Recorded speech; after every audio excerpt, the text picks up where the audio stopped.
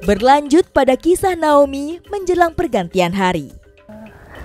Dan itu, tapi cuacanya gimana? Hujan kah, cerah? Hujan, badai. Berarti kamu basah dong? Basah semua, baju, jaket, celana, Kamu sepatu. pakai apa aja? Dalam kondisi tubuh terkena paparan cuaca dingin dan berangin dapat memicu hipotermia. Hanya jaket yang melindungi tubuh Naomi kala itu, sehingga ia dapat bertahan. Apa perasaan kamu pada saat itu, Nom? Takut, panik, khawatir. Khawatir sama diri aku sendiri sih lebih tepatnya. Sempat ada kepikiran kayak, aduh pasrah aja deh. Aduh kayaknya nggak selamat ini. Aduh kalau Sempat nggak ada selamat pikiran gimana gitu? ini? Ya sempat kepikiran kayak gitu sih. Cuma ya gimana ya, mau nggak mau kan harus tetap bertahan karena ada keluarga di rumah yang menanti. Secercah harapan untuk kembali bertemu keluarga menjadi penguat pikiran Naomi saat itu. Hanya kekuatan fisik seadanya menjadi andalan Naomi untuk melanjutkan langkah menuju jalan pulang. Pos 7 Via Bambangan menjadi titik terang sebelum Naomi ditemukan. Namun, posisi Naomi berada di punggungan arah Gunung Malang. Oh ya, Nom, lanjut dong. Jadi kamu setelah hujan-hujanan, tidur, mengalami kejadian tidak enak, tidur terus bangun paginya kamu ngapain tuh? Paginya itu aku coba cari jalan kan Kak. Kebetulan itu pas aku habis sarapan, habis makan, minum, itu ada burung yang nunjukin ke aku. Kayak dia tuh muter-muterin gitu di dekat aku gitu kan. Terus kayak Di atas kamu apa di... di sekitar pohonan gitu. Oh, jadi jaraknya nggak terlalu jauh dari... nggak terlalu tinggi gitu ya? Iya, nggak terlalu tinggi dari vegetasi gitu kan. Terus akhirnya dia tuh kayak nuntun aku ke dalam hutan itu. Akhirnya aku ikutin hutan itu. Oh, kamu ngikutin burung itu berarti? Ya, aku ikutin burung itu sampai ke dalam hutan. Habis itu dia ikutin terus sih sampai siang. Terus karena makanku udah habis, minumku juga udah habis, aku coba cari sumber air karena kebetulan ada di sana itu kayak mata air gitu tapi kecil. Itu juga airnya udah kotor gitu. Jadi aku saring dulu di botol gede baru aku taruh di botol kecil.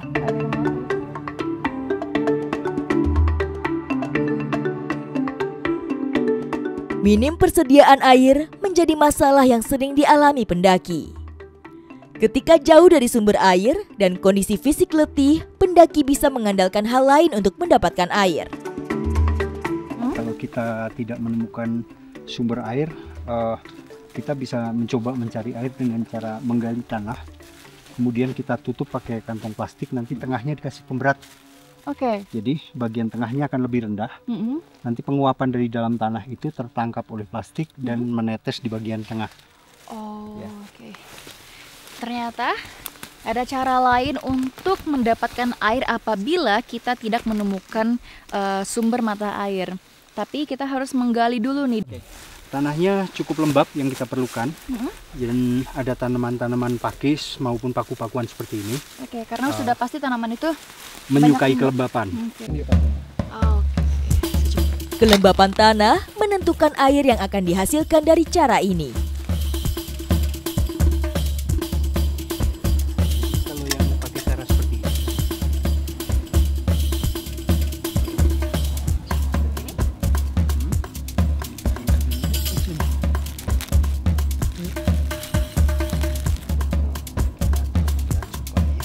Untuk proses seperti ini membutuhkan waktu sekitar 1 hari karena kita harus menunggu nanti di bagian dalam itu dia akan menguap dan airnya menetes ke wadah yang sudah kita letakkan. Jadi memang prosesnya agak lama untuk yang ini ya. Proses ini tetap membutuhkan bantuan sinar matahari sampai embun bermunculan. Cara ini bisa kita gunakan kalau kita benar-benar sudah darurat banget survive di tengah hutan dan tidak menemukan air. Karena walaupun ini hasilnya sedikit tetap bisa bermanfaat. Ada berbagai cara pemanfaatan alam untuk mendapatkan air darurat. Cara yang lebih mudah berasal dari dedaunan. Kalau daun ini bisa daun apa aja, Mas? Daun apapun. Daun apapun karena daun-daunan itu juga mereka melakukan respirasi yang menghasilkan H2O. Iya betul. Ya, CO2 dan H2O hasil Kan ada embun respirasinya biasanya dia. Itu menjadi embun dan embunnya kita nggak biarkan terlepas ke udara. Kita Kumpulkan dia jadi air. di plastik ini. Nah, gimana tuh caranya, Mas? Cara ini jauh lebih praktis meski air yang terkumpul sedikit. Namun, jika dikumpulkan dari beberapa plastik, air akan terkumpul lebih banyak. Kalau tadi mengumpulkan air dari bawah tanah, sekarang bisa menggunakan daun seperti ini. Tetap menggunakan plastik juga, daunnya tinggal dibungkus. Asupan air bagi Naomi sangat membantu menjaga tubuhnya agar terhindar dari dehidrasi sekaligus menjaga suhu tubuh.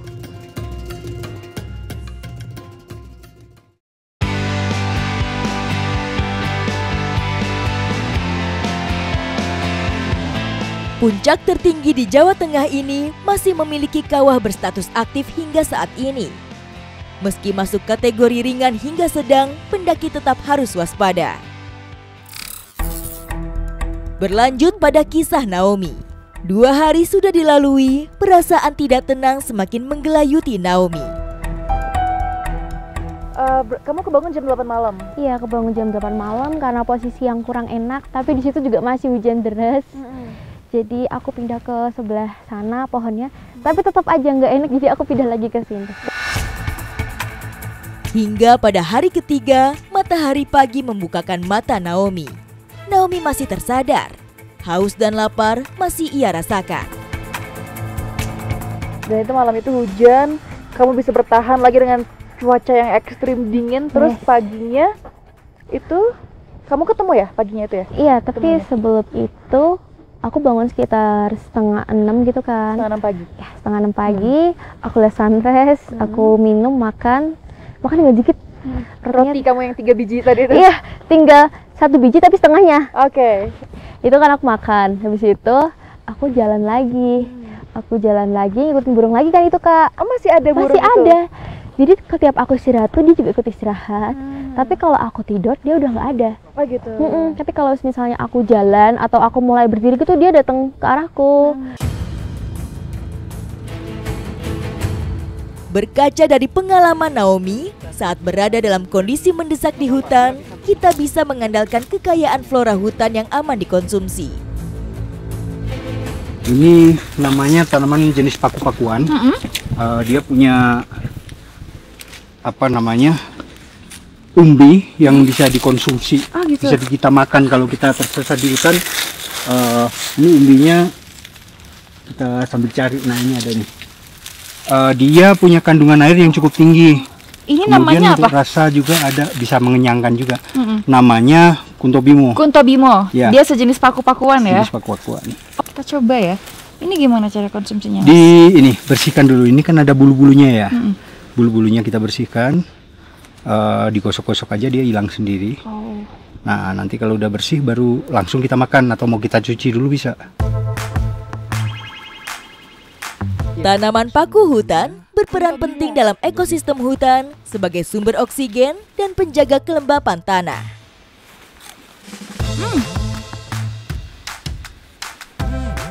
Krenyes banget teksturnya dan bener-bener juicy, berair.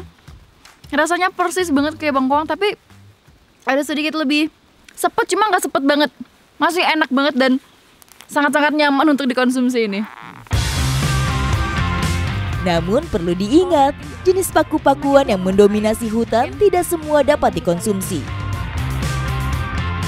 Jadi kalau misalnya sedang berada di gunung atau di hutan dan kehabisan air, mungkin teman-teman bisa lihat nih, mencari tanaman yang bentuknya itu daunnya seperti ini. Ini khas banget, saya sering banget ngelihat dan baru tahu ternyata ini bisa dikonsumsi. Tinggal dicabut aja dan bagian akarnya itu ada umbinya yang bisa dikonsumsi.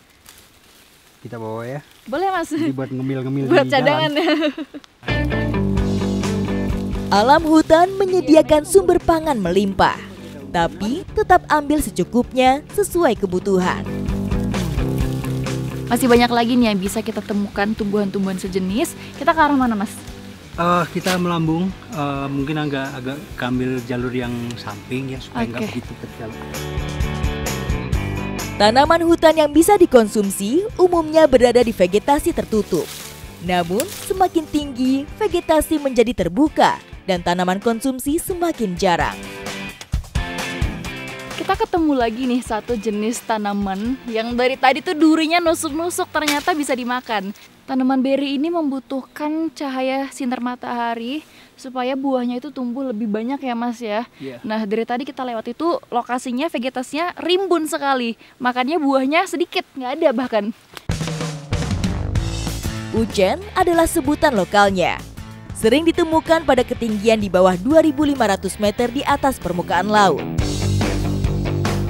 Tanaman yang masuk dalam keluarga beri ini tidak boleh dimakan dalam jumlah banyak karena rasanya asam.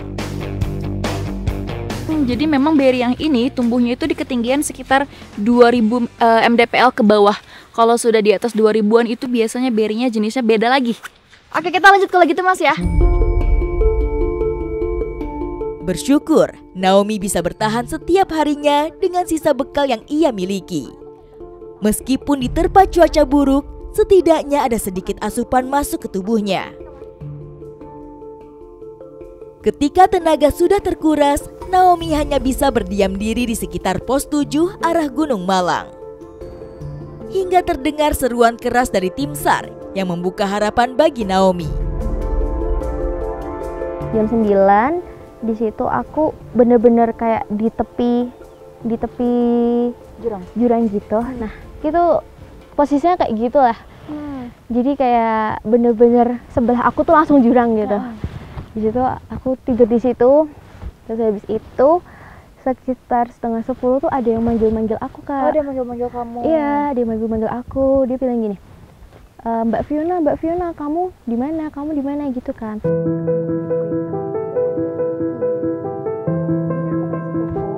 Terus aku teriak, aku lihat orangnya tapi udah lihat orang itu kan, satu yang naik di atas pohon. Terus aku bilang, Pak saya di sini. Terus dia teriak lagi.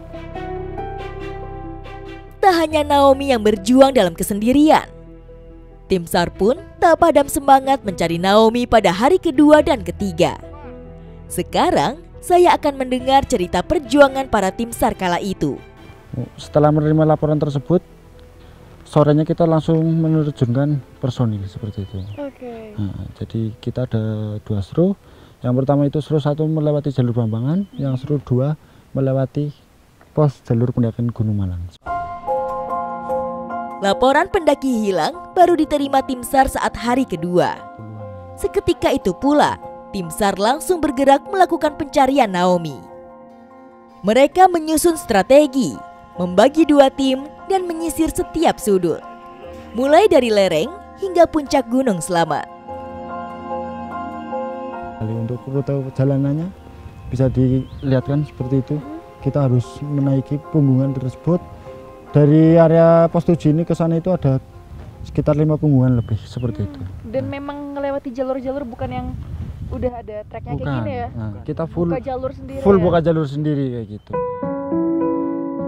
Jalur setapak pendakian yang tidak terlihat membuat tim SAR harus berhati-hati dengan tajamnya semak-semak yang dapat melukai.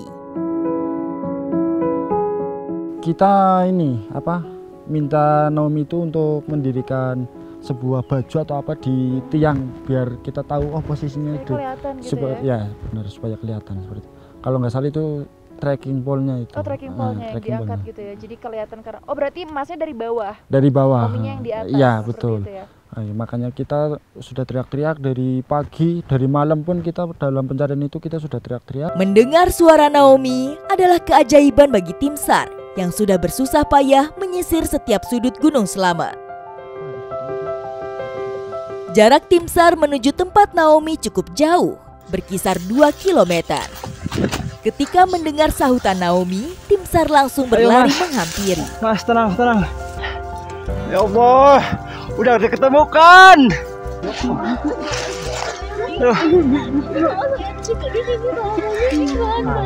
Aman. Alhamdulillah. Ya Allah. Hebat kamu, anak hebat. Luar biasa. Kamu hebat kamu. Ya Allah. 1 jam kemudian bapaknya bener-bener di hadapan aku face to face. Aku dipeluk bapaknya, aku di situ nangis terharu karena ya aku ketemu, aku selamat gitu lah.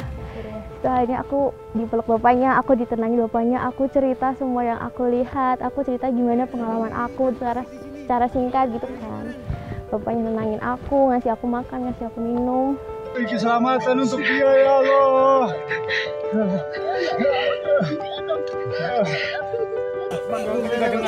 Enggak dengar.